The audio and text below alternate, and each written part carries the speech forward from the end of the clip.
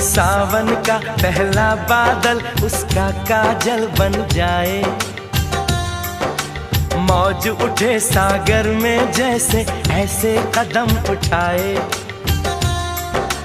रब ने जाने किस मिट्टी से उसके अंग बनाए, छम से काश कहीं से मेरे सामने वो आ जाए।